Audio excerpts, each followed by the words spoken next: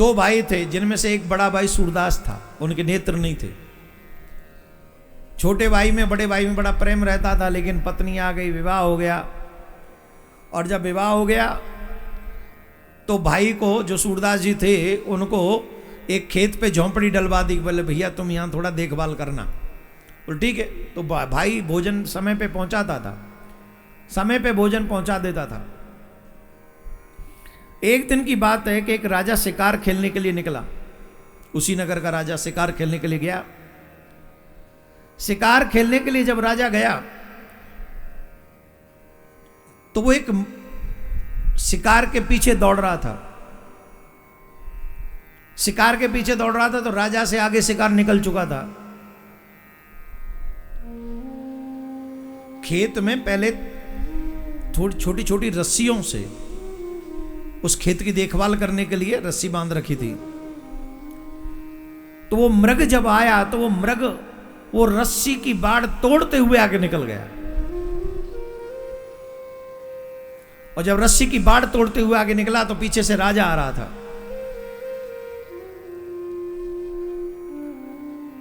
शिकार तो जा चुका था। राजा ने पूछा, तुमने मेरे शिकार को यहां से जाते हुए देखा है? सूरदास जी दिखा, उनको कहां दिखता, पर उन्होंने कहा कि हां कोई जानवर यहां से गया तो है, लगता है कि कोई गर्वणी, वो मृग था। बोले मृग नहीं, मृगी थी, गर्वणी थी। सूरदास जी क्या बोले, ध्यान से सुनना, बड़ी इंटरेस्टिंग स्टोरी है। सूरदास जी कह रहे हैं कि वो मृग नहीं था, मृगी थी और गर्वणी थी। राजा बोले तुम तो ब्लाइंड हो, अंधे हो, सूरदास हो। बोले जी, तो तुम कैसे कह सकते हो कि वो गर्वणी थी?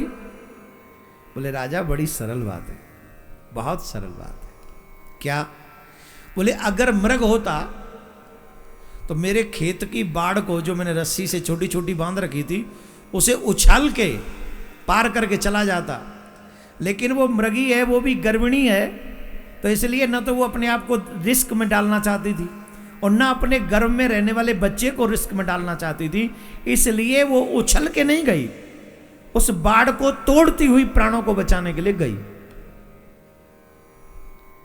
राजा को बोला, लगा कि सूरदास जी की बात की परीक्षा होनी चाहिए, कैसे भी कुछ भी करो। बोले कैसे भी करो, उस मृगी को पकड़ो और ये पता करो कि गर्भणी है कि नहीं। मारेंगे नहीं, लेकिन पकड़ो। तो जब राजा चाहे तो लोग लग कर उसको पकड़ लिया, तो पता चला वाकई मृगी है। ये भी पता चला कि वो गर्भ से है। तो राजा को लगा सूरदास जी का तो बड़ा पक्का अनुभव है भाई। बोले महाराज एक काम करो, अब आप हमारे महल में चलो। महल में क्यों? बोले 2-3 बात हमको जाननी है, वो बात बताना, हमें जाननी है आपसे कुछ बात। सूरदास जी बोले हमें क्या करोगे ले जाके? बोले नहीं नहीं चलो। तो गए, 1-2 दिन भोजन कराया। भोजन कराने के बाद बढ़िया ढंग से रखा। और एक दिन सूरदास जी से पूछा, सूरदास जी? बोले हाँ। बोले एक बात जानना चाहते हैं। बोले क्या? बोले एक बात बताओ, हमारी पत्नी जो पत्नी है हमारी, वो पतिव्रता है कि नहीं? वो सती है कि नहीं? वो पवित्र है कि नहीं? सूरदास जी बोले फंस गए। अगर कह दें नहीं तो जी मार डाले, और कह दें है तो वो क्या कहें। एक हमारे संतों ने बड़ी अच्छी बात कही है, राजा योगी अग्नि जल इनकी उल्टी रीत। राजा अग्नि, राजा योगी अग्नि जल इनकी उल्टी रीत, इनसे बच के चालियो थोड़ी कीजो प्रीत। जल से खिलवाड़ नहीं करना चाहिए, अग्नि से खिलवाड़ नहीं करनी चाहिए, योगी से भी नहीं और राजा से भी नहीं। न जाने कब माता सनक जाए, क्या पता।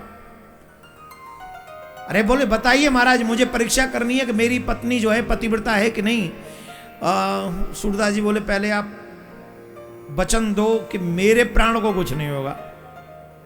पक्का नहीं होगा? बोले ठीक है, मुझे महल के कक्ष में रखो और अपनी पत्नी को कहो कि मेरे से मिलने आए। रानी को पता नहीं, राजा को जानना ही था। कई पतियों को होता अपनी पत्नी पर डाउट, जिनको होता है मत किया करो, क्योंकि राम तो तुम भी नहीं हो। ठीक है, डाउट करने की जरूरत नहीं है। जो मिल गया है उसी का भगवान का भजन करो, थैंक यू बोलो, वरना तुम तो इसके लायक भी नहीं थे। जो मिल गया आनंद करो, राधे राधे बोलना पड़ेगा। कहां थे हम? राजा से कहा कमरे में हम हैं, वो कक्ष में, और अपनी रानी को कहो हमसे मिलने आए। रानी मिलने आई। सूरदास जी ने कहा हमको टच करो, हमारी उंगली को टच करो। जब कहा हमारी उंगली को टच करो तो रानी ने तब जबरदस्त कुटाई करी सूरदास जी की। अंधे दिखता नहीं है और फिर भी स्त्रियों से ऐसे बात करता है, और दस दनादन उसे पीटा, और सूरदास जी जैसे तैसे जान बचा के भागे। राजा के पास पहुंचे। राजा ने कहा बताओ मेरी रानी पतिव्रता है कि नहीं? बोले नहीं है। कैसे कह सकते हो? बोले अनुभव से कह रहा हूं। बताओ क्या अनुभव है? बोले सुनिए, पतिव्रता स्त्री कभी दूसरे पुरुष का स्पर्श नहीं करती। जो स्त्री पतिव्रता होती है वो दूसरे पुरुष का स्पर्श नहीं करती है। मैंने तुम्हारी पत्नी को कहा उंगली टच करो तो उसने तो पूरा ढंग से कुटाई की हमारी, पकड़ पकड़ के मारा है, इसलिए नहीं है। राजा ने तलवार निकाली और पहुंचा अपनी रानी के पास। बोले या तो सत्य बोल, नहीं तो तुझे मार दूंगा। मैं सच बता रहा हूं, तू सत्य बोलेगी तो मैं तुझे कुछ नहीं कहूंगा। तू पतिव्रता है कि नहीं? बोले राजा देखो बात पहले की है, जब हम तुम नहीं थे, बात छोड़ो। पतिव्रता एक अलग ही सब्जेक्ट है, मैं उसमें से नहीं हूं तो मुझे क्षमा करो। सूरदास जी की बात जम गई। अब राजा ने एक दिन फिर पकड़ा सूरदास जी को। बोले सुनो इधर आओ। बोले अब क्या? बोले हमें ये बात बताओ, ये तुमने बताया कि वो मृगी थी, वो बात सही निकली। तुमने ये बताया हमारी पत्नी पतिव्रता नहीं है, ये भी बात सही निकली। अब आखिरी बात और बता दो। बोले क्या? बोले मैं अपने ही बाप की औलाद हूं कि नहीं? और जिनको शंका होती है वो किसी पे भी कर सकता है, हाँ या ना। शंका की कोई लिमिट नहीं है, संदेह की कोई लिमिट नहीं है। उन्होंने कहा कि सच सच बता सूरदास जी कि मैं अपने बाप से ही पैदा हूं कि नहीं? बोले महाराज अकेले में सुनो। अकेले में? बोले हाँ। सच बताना? बोले एकदम सच बताऊंगा, पर एक वचन और देना पड़ेगा आपको। बोले मुझे मत मारना। बोले नहीं मारेंगे, बिल्कुल नहीं मारेंगे, वचन है हमारा, पर सच बताओ मैं अपने बाप से ही पैदा हूं ना? सूरदास जी राजा को एकांत में ले गए और एकांत में ले जाकर कहा राजा ये सत्य है कि तू अपने ही बाप से पैदा है, पर यह भी सत्य है कि तेरे गर्भ पर कंजूस की छाया पड़ी है। ध्यान से सुनना राजा, यह सत्य है कि तू अपने बाप की औलाद है, पर यह भी सत्य है कि तेरे गर्भ पर कंजूस की छाया पड़ी है। यहीं बैठ बाबा सूरदास, यहीं बैठ, अभी आता हूं, अभी आता हूं। तलवार निकाल के अपनी मां के कक्ष में पहुंचा। मां से कहा मां मुझे सच बता कि मेरे ऊपर, मेरे गर्भ के ऊपर कंजूस की छाया कैसे पड़ी? मैं अपने ही बाप की औलाद हूं। अगर सच नहीं बताया तो यहीं अपना सर काट लूंगा। आपसे तो कुछ नहीं कह सकता, अपना सर काट लूंगा। मां ने कहा इतना गुस्सा क्यों करता है? सच जानना तो अभी बता देती हूं।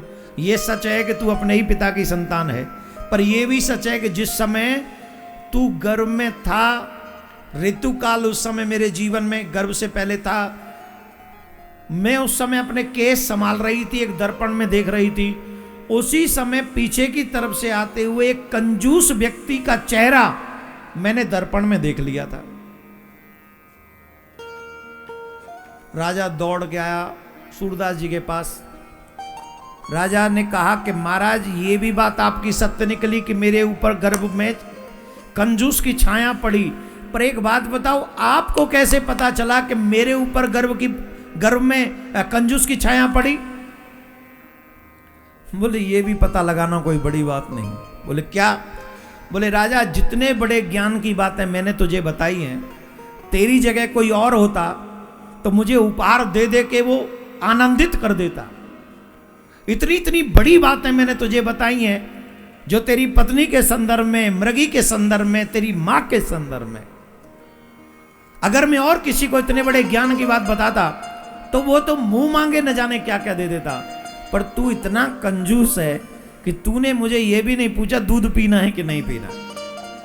इतना बड़ा कंजूस है। तो इससे कंफर्म हो गया कि तेरे ऊपर गर्भ में कंजूस की छाया पड़ी है। और ये सच है, जहां से हमें ज्ञान प्राप्त हो उन महानुभावों की सेवा हमें जी जान से करनी चाहिए। हमें इतनी सेवा करनी चाहिए जिससे वो जब जाएं तो प्रसन्न होकर जाएं, हमारे घर से, हमारे गांव से, हमारे शहर से। क्यों? क्योंकि उन्होंने हमें कुछ सिखाया है, हमें कुछ दिया है। परंतु कंजूसी एक पाप है, कंजूसी एक अपराध है। उस कंजूसी के कारण हम धर्म नहीं कर पाते हैं, हम संतों की सेवा नहीं कर पाते हैं, हम ठाकुर की सेवा भी ढंग से नहीं कर पाते हैं। हम ठाकुर की पोशाक है, अरे अपने बेटों के लिए 10-10 हजार के कपड़े बनवाने वाले, भगवान की पोशाक 150 में भी हम लोग सौदा करते। इतने की नहीं, इतना करो। ये कंजूसी नहीं तो क्या है? ये पाप नहीं तो क्या है? किसी भाग्यवान व्यक्ति का ही धन धर्म में लग सकता है और उसी के कारण धर्म आगे बढ़ सकता है। बोलो राधे राधे।